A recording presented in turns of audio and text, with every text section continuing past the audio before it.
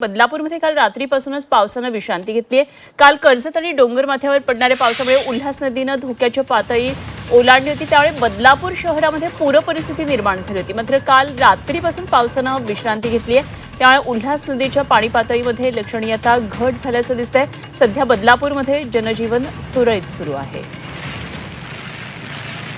चंद्रशेखर भुयार आमचे प्रतिनिधी आपल्याबरोबर जोडले गेले। जाणून घेऊया बदलापूरमधली काय नेमकी स्थिती आहे। चंद्रशेखर, उल्हास नदीच्या पाणी पातळीमध्ये लक्षणीय घट झाली आहे, कारण पावसानं आता विश्रांती घेतल्याचं दिसतंय। काय नेमकं बदलापूरमधल्या सध्या जनजीवनासंदर्भात आणखी अपडेट्स आहेत?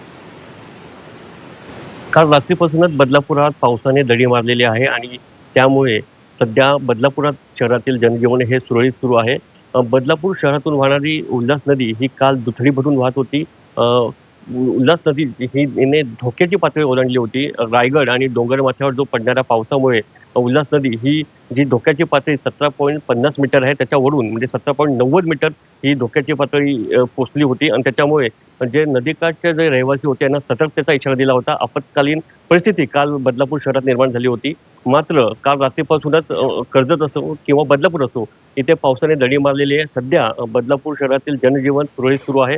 मात्र बदलापूर शहर किंवा ठाणे जिल्ह्यासाठी एक दिलासादायक बातमी आहे, कारण की बदलापूर शहराजवळील जे बारवी धरण आहे, जे ठाणे जिल्ह्याला पाणी पुरवठा करते, त्या धरणाच्या पाणी पातळीत लक्षणीय वाढ झालेली पाहायला मिळते।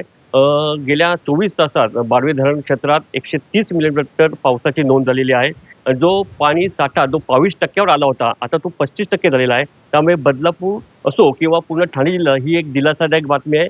सध्या तरी बदलापूरमध्ये 24 तासापासून म्हणजे गेल्या रात्रीपासूनच पावसाने दडी मारलेली आहे आणि सध्या तरी कर्जत असेल किंवा त्या भागातही पाऊस कमी झाल्यामुळे उल्हास नदीची पातळीमध्ये पण लक्षणीय घट झाली असून आता उल्हास नदी ही 15.30 जे मीटरवरून वाहत आहे। त्याच्यामुळे आता सध्या तरी बदलापुरात जे जनजीवन आहे ते सुरळीत आहे।